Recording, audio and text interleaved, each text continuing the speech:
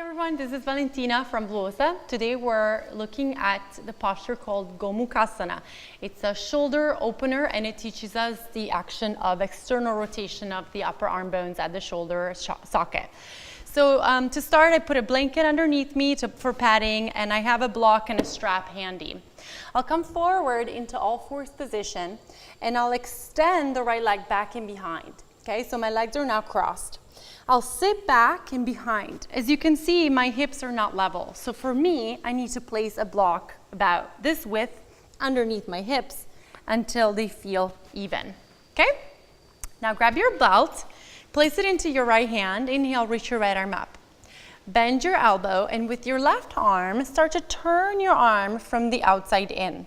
Do that one more time, and now lift the upper arm and draw the upper arm back.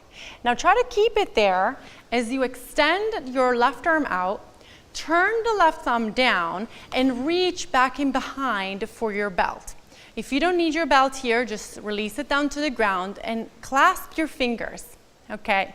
So now we're working on a few different things. We mentioned the shoulder opening and the external rotation. So take the right outer upper arm and turn it in toward your face.